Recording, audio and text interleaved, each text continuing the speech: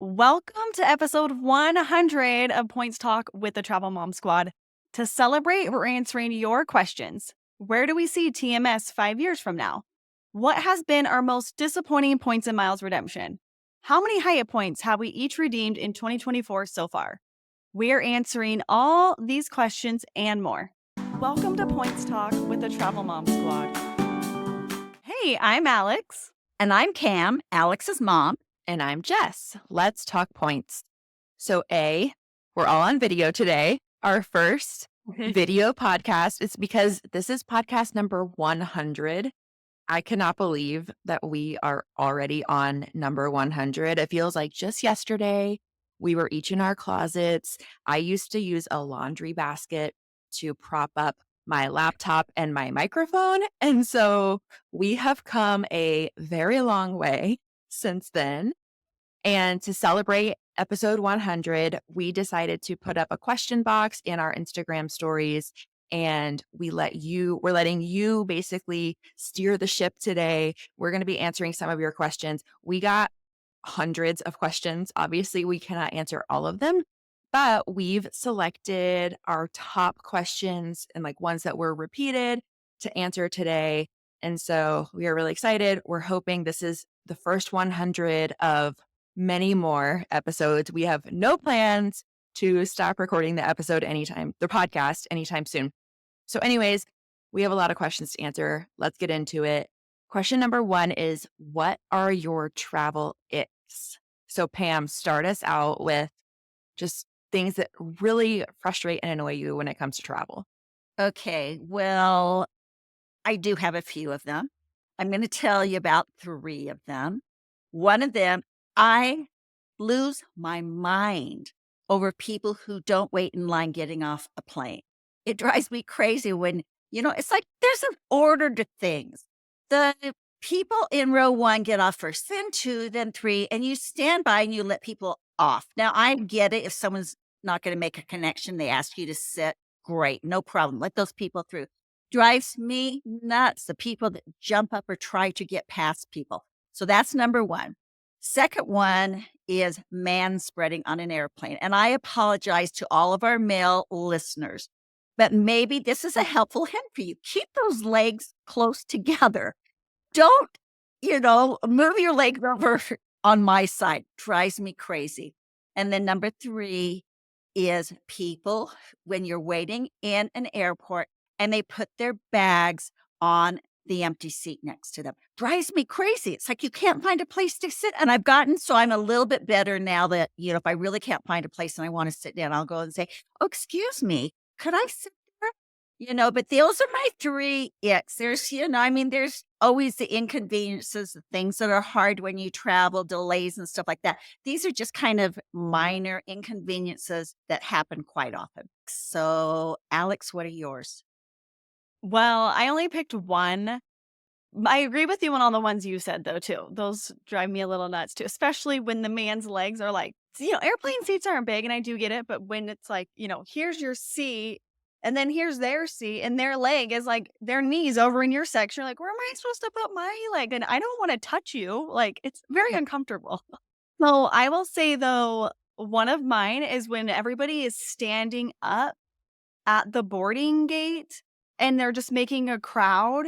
It kind of gives me a little bit of anxiety. The nice thing about Southwest, and who knows what'll all happen when they, are coming out with assigned seats soon, but with their boarding process, there's a spot to line up. And so you don't have the overcrowding that you get when you fly other airlines. But it's the same thing with you. It's when you're getting off the plane with, row 1, row 2, it's zone 1, zone 2, zone 3. We don't need zone 5 people crowding the boarding gate, or even zone 3. But then what happens is everyone else is doing it. So I'm well, I feel like I have to stand up or else I'm not going to get a spot when it's my zone's turn. And since I travel carry-on only pretty much all the time, I worry about getting a spot for my overhead luggage, in the overhead bins. Yeah. Which actually reminds me of another ick that I'll get to with the overhead bins. But so that is, for me, it's can we all just not stand up until it's your zone's time? Can we collectively as travelers decide, we're just going to stand up when they call our zone. And no one else is going to stand until it's your zone's called because we don't need crowds of people standing there. So that is one ick. The next ick is when you can't find a spot in the overhead compartment because people put their backpacks or like shopping bags in there. And I'm like, those are supposed to go in the seat in front of you. If the flight isn't full and there's plenty of room, that's fine. But I feel like those need to be dedicated for luggage, like carry-on size luggage. And my biggest pet peeve, though, is when you are traveling in a bulkhead row or the first row, you can't store your stuff in front of you. So you have to put your backpack above.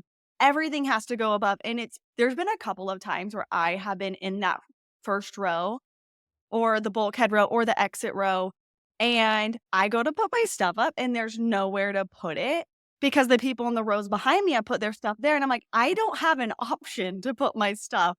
So there's been times where, like, I have to, like, cram it in a little place or put it back further, and then you're like, "I have to go get my backpack to put it back down in front of me." So I really think airlines should have if you're in an exit row, nobody should be able to store their stuff in the bin above the exit row. Like, those need to be dedicated for the exit row people because you literally don't have another option to put your stuff anywhere. So I feel very passionately about that if you can't tell. I was going to say, we are very passionate about our travel icks. I didn't realize how passionate we were. So I only have one, but this is by far my biggest travel ick. I'm so glad that neither of you have mentioned it. It is when people listen to things without headphones. It That is gets me too. when I am like sitting on the plane or sitting at the gate and someone has like a YouTube video or they're watching Reels or TikTok and they're not wearing headphones or they're talking on the phone on speakerphone. And I'm just like, what is wrong with you? Like, it is so annoying to me. And we have been in a position where, like, we've been on a flight with Molly and we forgot her headphones. Like, we just didn't have them. And I'm like, sorry, you can watch your iPad, but like, you cannot listen out loud. Like, you have to you can play a game, but it has to be on mute. Like, I don't make exceptions for anyone. If you don't have headphones and the ones that the airline gives you don't work with your device, like, sorry, you're not listening to anything out loud. I feel like airlines have gotten better about enforcing that. Like, we were on a flight recently and there was a kid sitting behind us on a tablet playing a game. And it was like this annoying, like ding, ding, ding, ding, ding over and over again. And the flight attendant came over and was like, you need to turn that down or put on like you need to give your kid headphones or turn it off. So I feel like they're getting better about enforcing it, but like adults are just as guilty, if not more, too, for doing that sort of thing. That's my biggest travel ick. Tell you, Alex, that your dad has been guilty of two of those things on many occasions. He always puts up his backpack up above, and then he says, "Do you want me to put yours up there?" I go, "No, it's supposed to go on the seat below, in front of me." And then we've been in a lounge, and he's listening loudly to some little reel or something. And so I think I've kind of finally got him trained right. So it takes a bit, but yeah, we do have some really passionate icks here. Maybe You he can know listen to this episode and you Yeah, can be like, hint, hint. exactly. He does listen to them, so he's going to hear about me tattling on him. I have noticed that too, though, at resorts when people will bring their own, like, personal music player out there. I'm like, nobody wants to listen to your music. Like, you are at a resort. You are not at your pool at your house. Like, you can't bring your own personal speaker out to the pool and play your own music. That drives me nuts too. All I'm right, passionate question. about that same ick as well, Jess. That one gets me. Okay, well, we've spent 9 minutes on the first ick. So if we want to make it through these questions, we should probably move on. Okay, so the next one is, do you ever take a trip that is just 100% vacation without filming content or gathering content in some way? So Alex, what's your answer to that one? No. And I don't see that changing anytime because I mean, there'll be trips where I'm doing less of getting content, but even if the nice thing is I'm going to record videos for my own personal memory keeping as well. And so might make it on a reel, it might not. It might make it in stories, but I feel like there's very little that we don't use points for. Maybe we're going to stay in an Airbnb and we're not going to use the Capital One purchase eraser, but we probably flew on points. Or, like there's little bits of points getting scattered in pretty much, I would say, every single one of our trips. And so there's always something to share. And I also just think people are interested in hearing about all these places, even if we didn't use points to maybe stay at that hotel, people still probably are interested in hearing about it. So no, there's always there's always content to be had. And we know Pam. Pam, I think I know your answer, but why don't you go ahead and share? Yeah, since I write most of the posts, it's like I'm always looking for an angle. So whether I've used points completely, maybe I'm going to talk about airport lounge hopping or something. So I'm always looking for something. And also posts take me a while to write. And if I'm sitting there somewhere on a trip and I'm not writing a post about that, I'm writing a post about something. So yeah, they know. I've been No, on trips with can I them just and tell I'm everybody sitting there and how funny I've you are? almost written the post for that trip by the time Yeah. we've left. Because Should well, we the other thing is I'm older too. My memory isn't as good. I got to keep Well, it the best fresh. is when we were flying our Singapore Airlines premium economy, and were on the plane, and she was writing about that review while we were flying on the plane, and it's so funny. We're off the plane, she's like, "Oh, well, I wrote my review."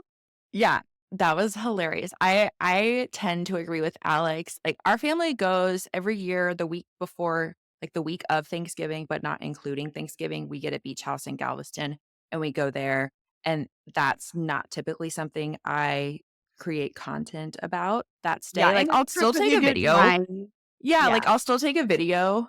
But that's my thing is like outside, I feel like room tours are really the only additional content that we create that like I wouldn't capture if I weren't a content creator. Like when I went to Prague and Santa, like I'm still gonna take videos and photos while I'm on a trip, even if I'm not like before I was a content creator, I took photos and videos on trips, you Yeah. know? And so I feel like really just getting the specifics of like room tours and hotel details are the only additional content we take that maybe someone who's not a content creator wouldn't take. But yeah, otherwise I feel like it's just normal like you said, like memories that I'm taking. In the moment, I don't necessarily feel like, oh, I need this for content outside of the resort and hotel and the plane. Yeah, well, I also think that, before people feel too sorry for us, is that we really love what we do. Yeah, Yeah. and it's really fun. We love to share. I remember when Alex first asked me to join with her, I was like, "Oh yeah, I'd love to tell people about the trips I go on because I just love sharing it." And here's an audience now, so it's like we're passionate about it, so it doesn't seem as much like work. I mean, sometimes it does, but most of the time we just love doing it. And there are times when I am just like, I'm not gonna do it. Like on my flight, like I just recently flew back from Prague, and that flight, I had to wake up at 3:30 in the morning to get on that plane. And I was like wearing my glasses, no makeup, hot mess express. And I was like, I'm not taking content on this plane because of myself, at least, because I don't feel like it. I'm too tired. And so like we do have boundaries.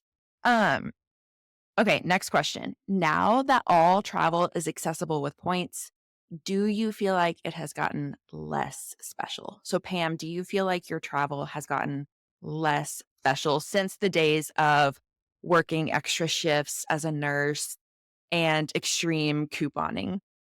Well, yes, 'cause it's a lot more special, but for me, it never gets old. It never gets old for me to fly on business class. I'm like a little girl. I'm just, like, jittery before I go on to I sit down in my seat and go, "Oh, this is so amazing." Love to check out new hotels, hence I do a lot of hotel hopping. So, doesn't get less special, hasn't at all for me. I don't expect that it will be. I agree. I feel like if anything, it's gotten more special because before, like these places weren't even an option. there was no even considering or even dreaming about going to places like the Maldives or Bora Bora or traveling through Europe or taking the family to Hawaii. Those were not possibilities.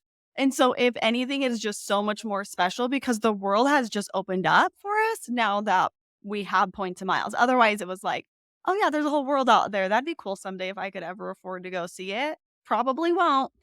Yeah, I totally agree with you. I think if anything, it's gotten more special. I still get like, I don't do drugs, but if I did, I feel like this is what it would feel like to get high when I book an award booking. Like when I score those flights on points and when I score that luxury resort for $0, I'm still like, oh my gosh, this is so exciting. Like, I feel like I'm high right now. And so I still feel that way. Like 10 years in, it hasn't gotten old. And like, I've been able to, like, I just took my mom to Paris and London, and she had never been to Paris before. And so it was like being able to not only experience it ourselves, but like share it with others is really special to me. So I agree, more special, not less. Okay, so how much do we talk about points and miles with our friends? How this person's like, how do I not seem crazy? How often do you talk about points and miles with your friends? I will say I talk about points and miles with Alex and Pam a lot.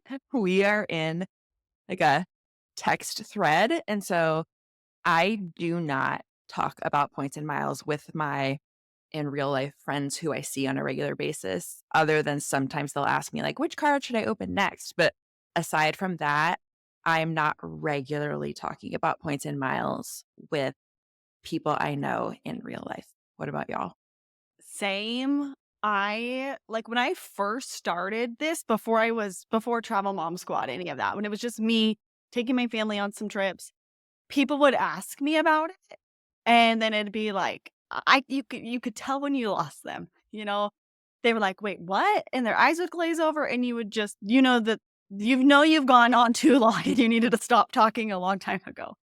And so I don't feel like people ask as much as they used to, and I'm kind of the mindset if someone's not asking about it, I don't bring it up. Like, Yeah. I honestly, like, it can almost get awkward when you're like, "Oh, what have you guys been up to? Where are you going? Do you have any vacations planned?" You're like, "Oh, yeah, we're going here, here, and here." Like, it can seem awkward when you're like, "Oh, Hmm. yeah, I just got back from Portugal and headed to take the kids to Amsterdam next," and because it's not real life for most people, and people, you can explain that it's points and miles, like, "I'm not really paying for it, like, you could do this too," Yeah. but it's almost embarrassing.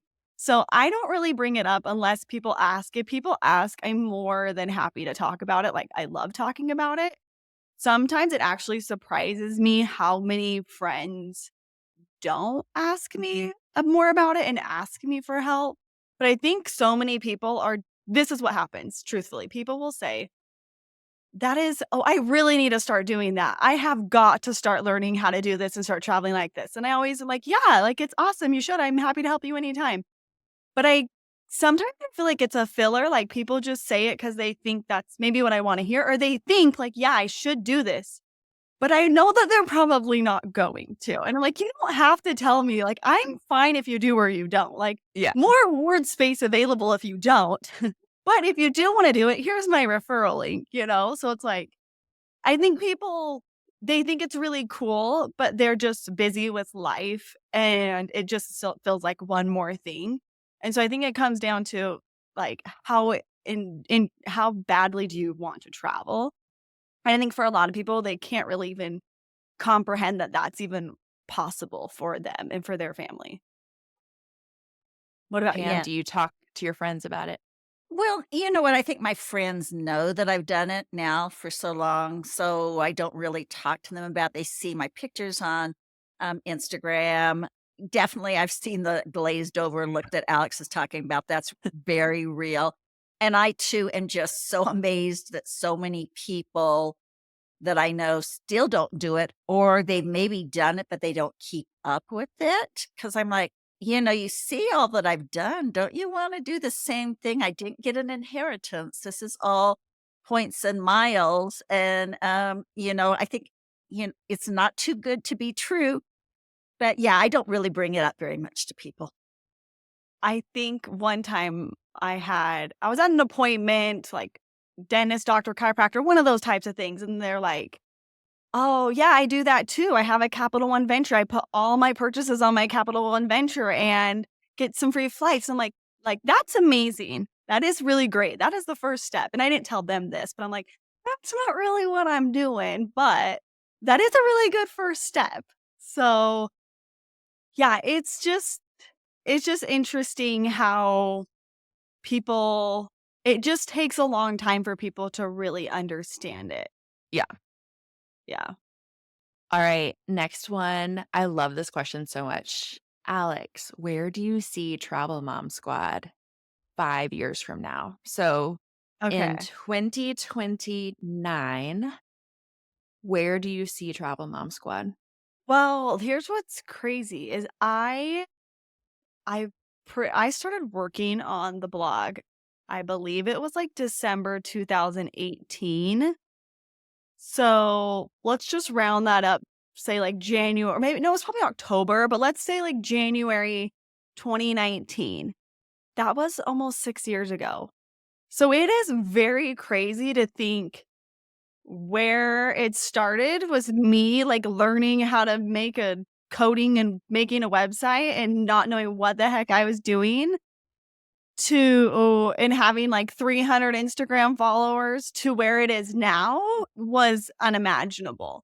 And so I don't even know what to like, if we've been able to take it to where it is now in 6 years, there's, like, literally no telling what could happen in 5 years.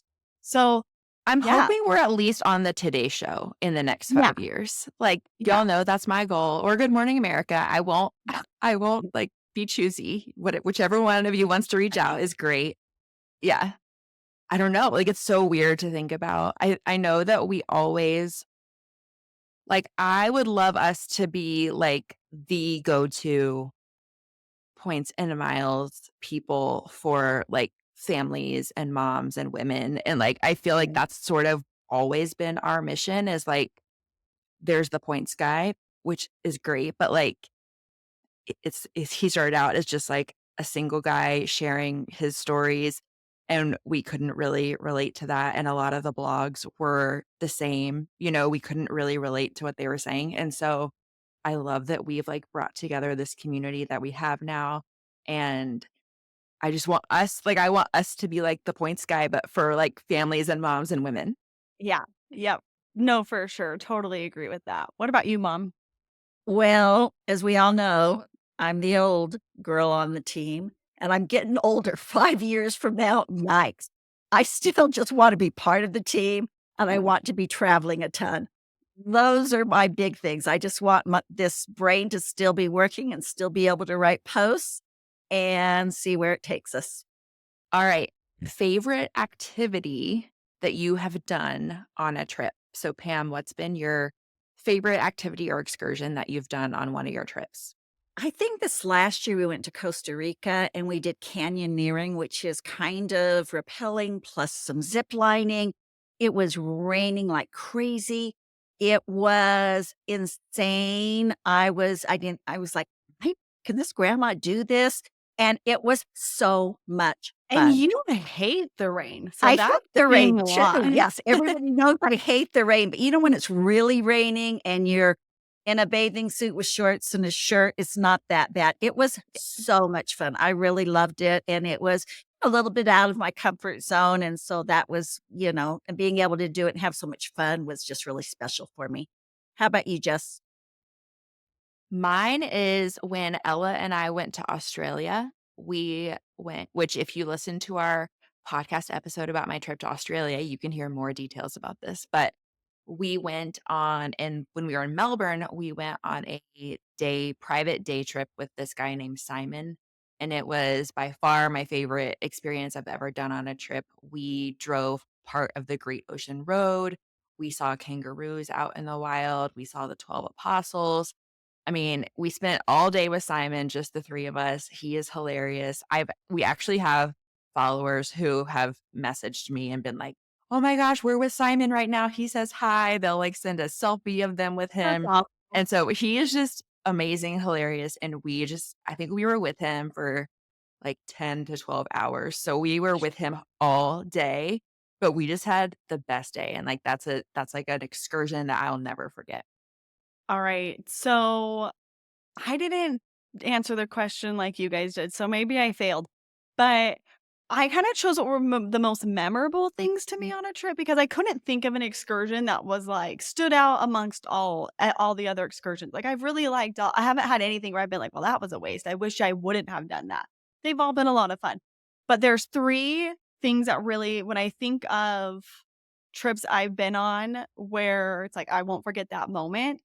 One was when we went to Greece, Mom, the first time, and we were in Mykonos, and we were at the beach, and I was just floating in the Aegean Sea, and it was just a total pinch me moment where it was like, I can't believe I'm here right now in this sea, so far from home, experiencing this amazing thing. And it's kind of like where you're like, the reality of what Points of Miles what it's been able to let you do kind of hits you.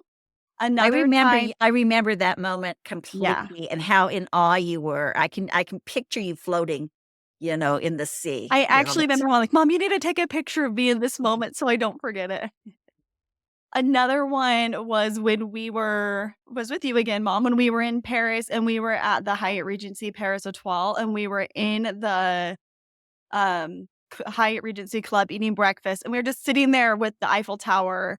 And it's just like, this is unreal that this is what I'm doing right now. I'm sitting here eating a free breakfast, looking at the Eiffel Tower in Paris. Like, what is my life? And then the I'm gonna last start one, crying. These are so special. and then in the last one, sorry, Mom, you weren't here for this one, so maybe it won't be as touching. Was But I? Was I? no, sorry. It was with my sisters, Casey and Kelly. So we were in Croatia, we were in Split, and we were I'm blanking on the name of the place. It's gonna drive me nuts. I don't remember. When I'm done answering this question, I'm gonna look it up on my phone and come back and tell you all while you're answering some other questions. But it's like this square inside the main area of Split, and it's all ancient castles and ruins and type of stuff. Not castles, but ancient buildings. And it's this big square. It's nighttime. There's lights kind of all around. People are sitting on the outside of the square. We got gelato. We're eating our gelato. We're standing there, and there is a guy singing and playing the guitar. And like he's playing classic songs from the US. Like, gosh, this is gonna drive me nuts. I can't remember the name of the song. But everybody was singing along to the music. So he's playing his guitar, he's got his microphone. Everyone's sitting, like tons of people are there from all over the world, from all different countries, and we're all singing these songs together and just kind of dancing and swaying and eating our gelato. And it was just like, this is what like traveling is about. It's like we're all so different. We're all from different parts of the world. We all speak different languages and we can come together and have this like magical moment. So that was Love really it. cool. And me and my sisters were, when we talk about it, because, well, my mom and my other sister were there, but they left early that morning. Mm. And we're like, you guys missed a really special travel experience. Sorry. But I that think would be mine. So I think another one that all three of us did together was Jane in Singapore. That's another one that Yes. like really sticks Hilarious. out as so fun. Her website is The Witty Guide, and it's so funny because she follows us on Instagram now, and she will like comment and share our posts, and I'm just like, you are the sweetest, cutest woman. So definitely And check a out comedian. Jane. Yes, Okay, and a guys, comedian. it was Diocletian's palace. And I was about to say that, but I was like, I don't want to sound like an idiot and say the wrong thing. Well, I did fact check myself. It was Diocletian's palace that we were in. All Now right, I the want to next figure out what the question. song was. The next question is kind of a silly one. I tried to choose, so Megan actually helped, but we tried to choose a range of questions, like some about our business, some about our travels, and then some just like random ones. So here's a random one. If you had to choose one, are you choosing an appetizer or a dessert? Do I even need to answer that? I Do know. I Do talk I about even need to answer that? do I I feel need to like talk about treats enough? And when I'm talking about treats, we're not talking about chips and stuff. We're talking about chocolate and cookies and stuff. Cookie skillets. How often do we talk about cookie skillets? It's definitely Okay. dessert. I am also 100% dessert. Like, not even a question. Dessert. Alex, what are you? Are you going to bring I some actually appetizer to the group? I might choose appetizer because if I only had a dessert, I'd feel like not very good. It's like the same thing I think about it with No, it's not breakfast. saying like if it had to be your meal. It's just saying like if you had a meal and you Oh, had to choose oh, like dessert. to get an appetizer Yeah, before or a dessert after. dessert. I thought it was like if you could only eat one thing at the restaurant, are you getting an Alex appetizer is more? misinterpreting all the questions. I am. Oh God. Stand by me. Good song. Can you guys hear it in my mic? Well, we can see it. This is going to be on video, remember? So you can hold it up to your camera. Oh my gosh. Okay. The next Anyways, question. it was magical. Go do that if you're in Split one night. See if someone's there singing. The next question we each had to do some calculations for. And so it was how many Hyatt points have we each redeemed in 2024 so far? So I basically had us calculate this based on like the stays that we have done in 2024 from January 1st through the end of October. So that's kind of what we're using as our frame of reference. I am frankly embarrassed by my number, so I'm going to go last. Alex, why don't you go I'll first? go How first. many? Okay, so I have spent I have redeemed up till this point, like Jess said, 490,000 Hyatt points. So it's a pretty decent chunk there, I feel like. Some of that is a stay in Amsterdam. I'm trying to remember what else we've done. I don't I even know. I mean, should have looked. clearly a lot Lisbon, for clearly 490,000. a lot. I mean, some of them are like little stays. Like we had a 2-night stay in Park City. I had a stay Yeah. at Grand Hyatt Athens Airport. I'm pulling up my Hyatt app right now. I should have done this before, guys. I wasn't necessarily planning on saying them all, but I also think it's a little more interesting if we say where we've used some of them instead of just like, Well, here's this the episode's going to places be we've really been. long then because Well, I'm not gonna say all of my them. list is quite long. I'm not saying all of them. Park Hyatt Aviara was a big one. We used a lot of points in there. That was the big one. That was the biggest one we did. So yeah, I'll leave it at that. Park Hyatt Aviara was a chunk of that. All right, Pam, what Okay, about you? and for me, I'll go next because Jess is the queen here. And I don't even know how you had that many points. Jess, I think that's why your balance is always very depleted because Yeah, I have like No. 0 Hyatt points at all Yeah. times. Well, and I also think she's earn and burn. yeah, Definitely. you used to be like that. You traveled the most, Mom, but I'm interested to see who travels the most between you and Jess. It's pretty close. It has gotten pretty close. So I've used 714,000 points so far through now, but I still have a few other trips planned that I've got, through the year that I'll be using some more. And yeah, I thought I'm not going to tell you all the places. Some of the places are the same places that Alex went to. Yep, she did Park But- Hyatt Aviara with me. Yep. So, but yeah, that's a lot. That's a big chunk. And that's why I love to use my ultimate rewards for Hyatt stays because that's where they all go. Well, I'm going to blame like partially this is Taylor Swift's fault because if she hadn't been touring around Europe, I wouldn't have had to like follow her everywhere and spend all my points. So I am at 884,000 Hyatt points redeemed so far this year, which is kind of mind blowing. Like as I was adding it up, I was like, this can't be right. And so I checked it like 3 different times and I was like, nope, it's 884,000. That includes trips to Japan. We stayed at the Andaz Tokyo, Park Hyatt, Kyoto, Andaz Papagayo, another one of our favorites in Costa Rica, Schloss Roxburgh in Scotland, that castle that you can use Hyatt points for, and then Milan and London to see Taylor, and most recently Vienna and Prague. I redeemed Hyatt points for those. So a lot of travel, a lot of Hyatt points. Again, I pretty much transfer all of my Chase points to Hyatt. I don't I rarely transfer anywhere other than Hyatt.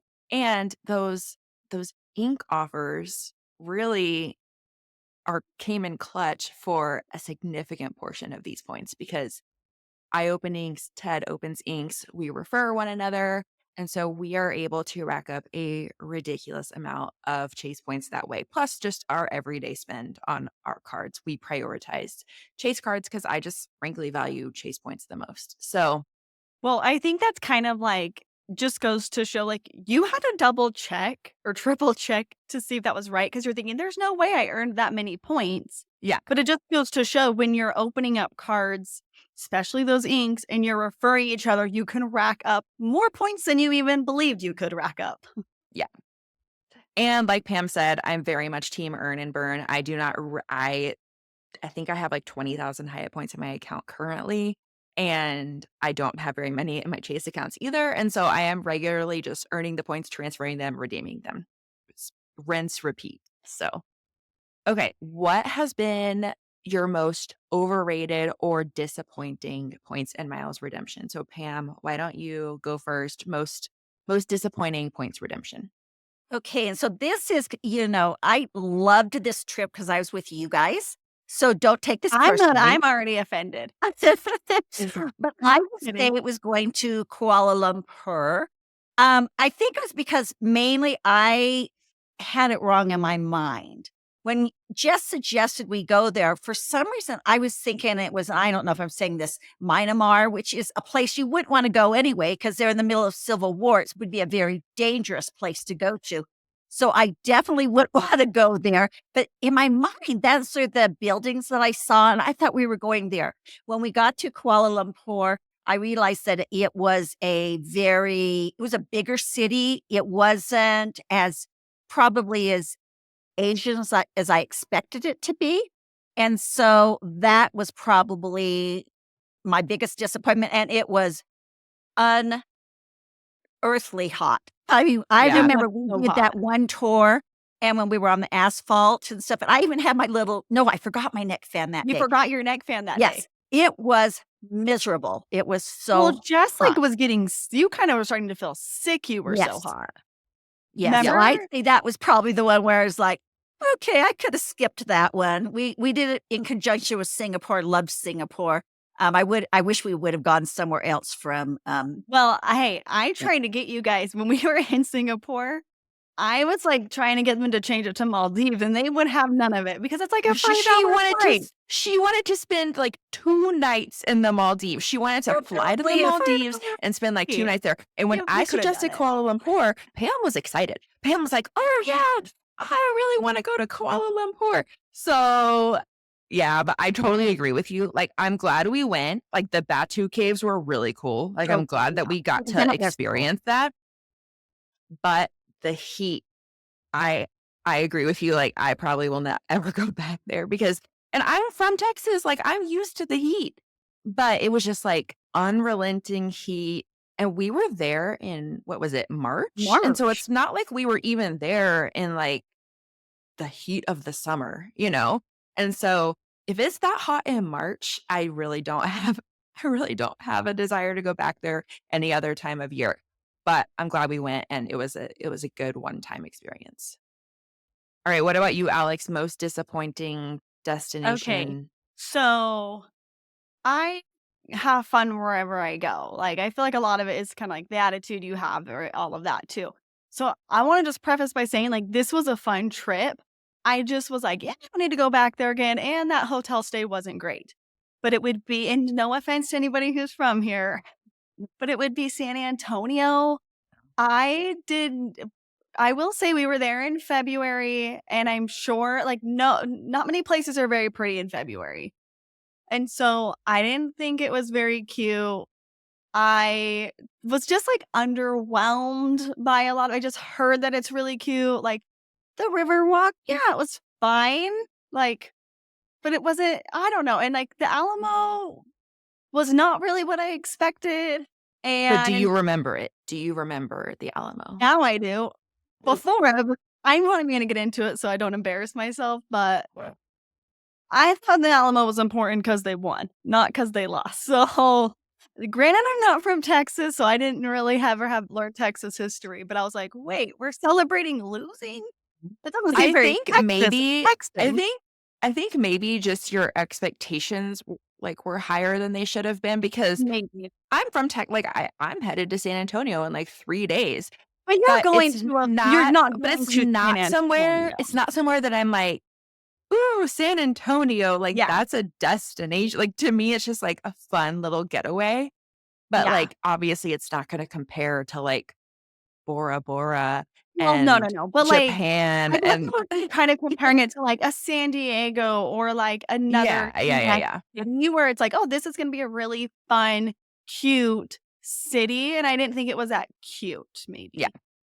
Also, though, a part of that too was our hotel stay. We stayed at the Thompson San Antonio, and we were very unimpressed with the service there.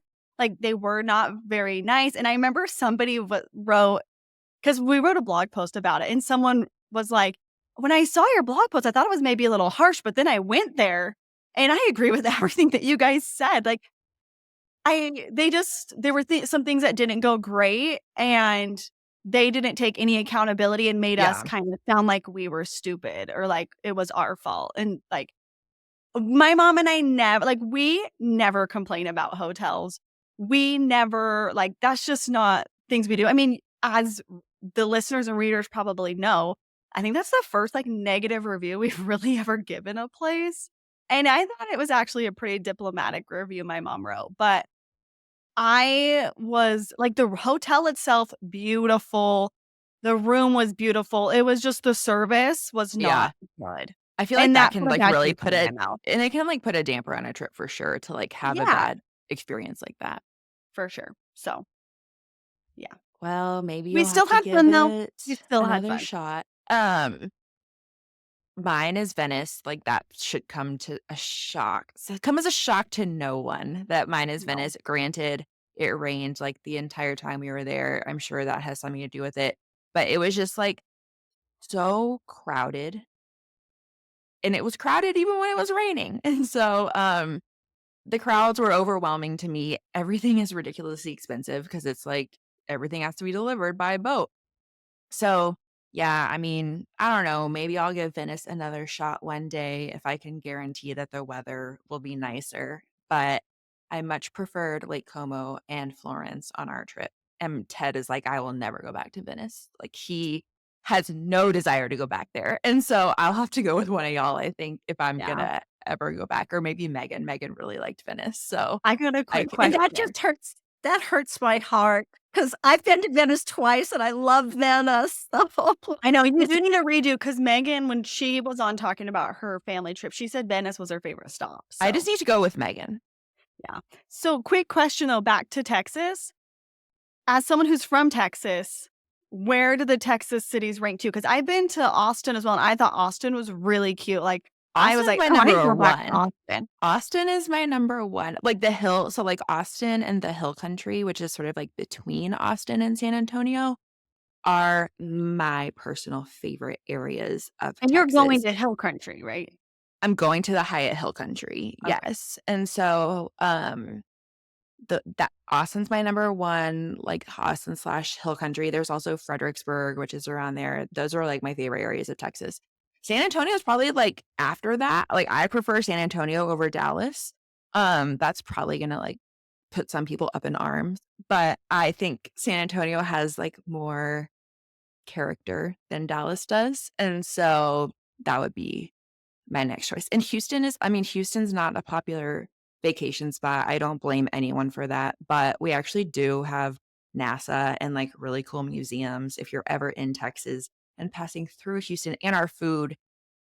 Houston food might be the best of any of the cities. We have such amazing food here. So, those are my rankings, if anyone's doing a Texas road trip.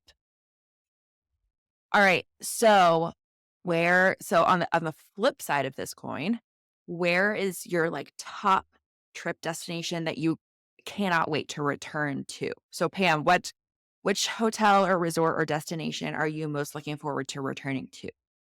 I've always said when anybody asks, I could go to Italy every year. I could go to Greece every year. I love them. I also love Croatia, which I think is a mixture of Italy and Greece, it seems like to me. So those three countries every year I could go to. I swear I go to at least one of them every year.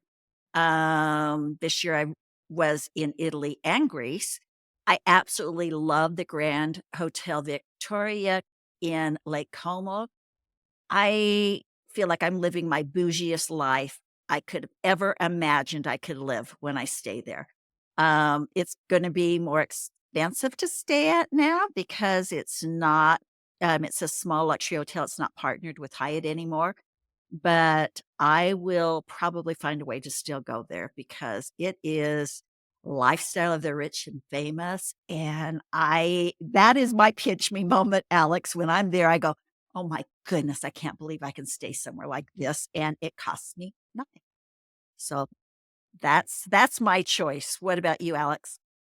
One mine would be Maldives. That's one that I have been itching to get back to. I believe it was 2022 that I went.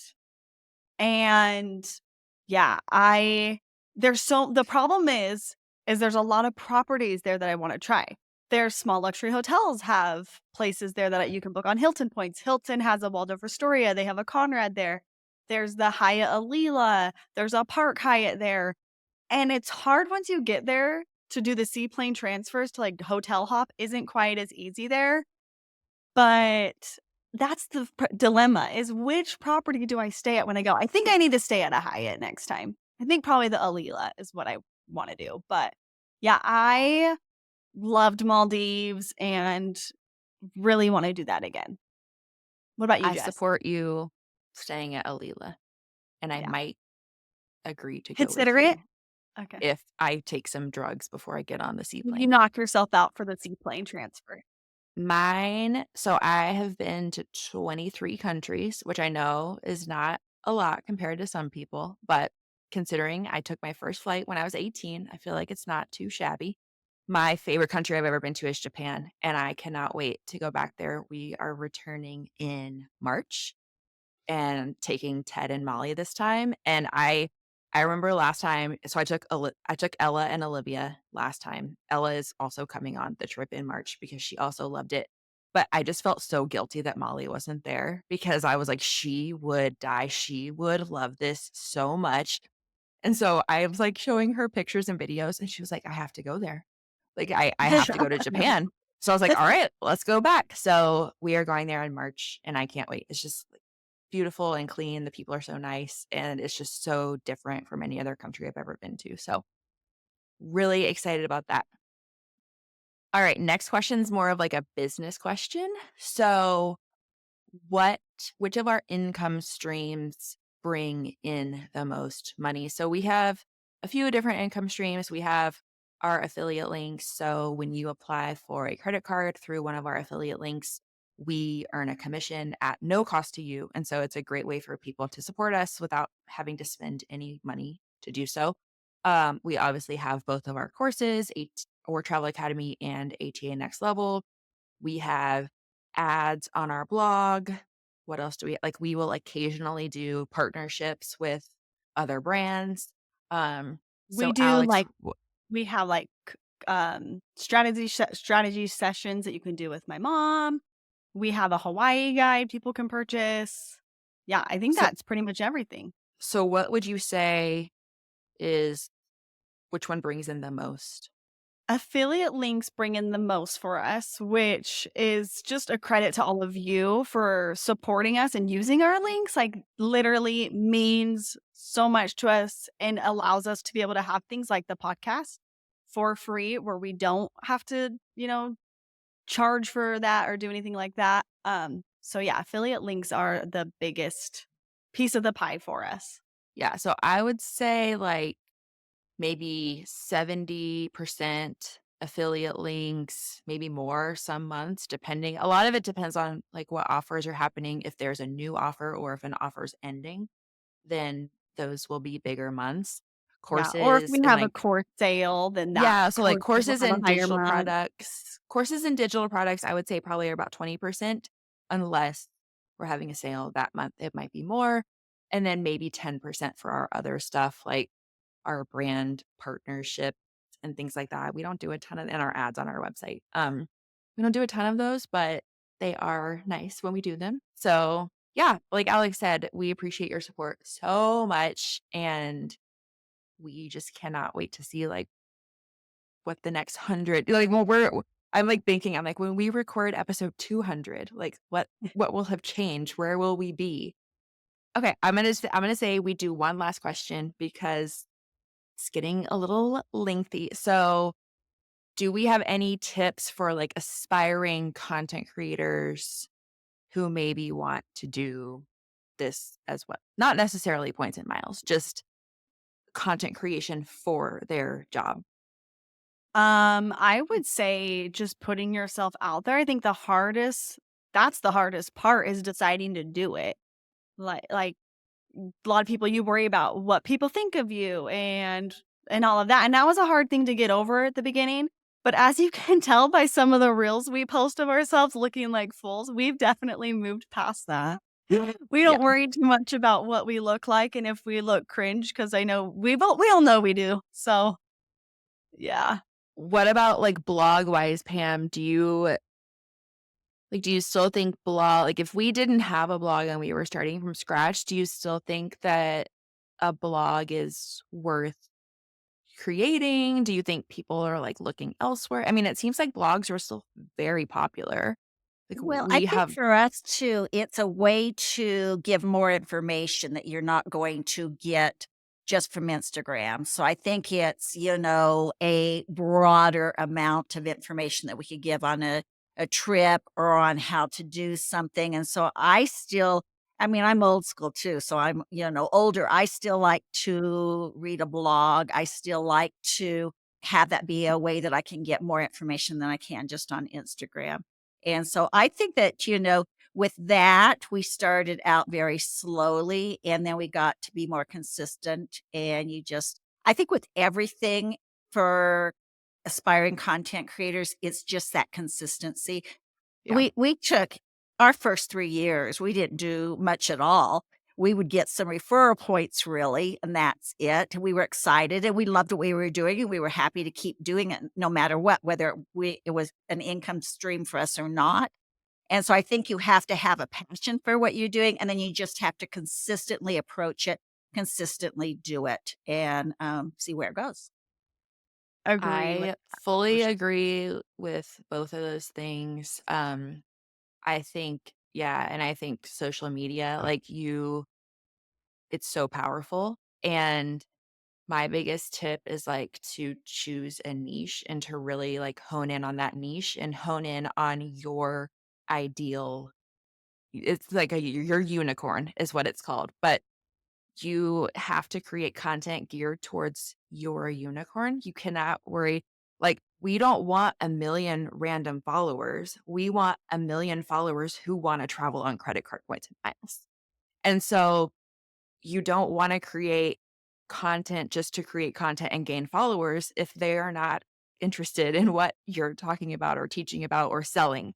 And so that's my biggest thing is like creating content for your ideal audience, not for the masses. Even if that means, you gain followers more slowly, in the end, that's what matters.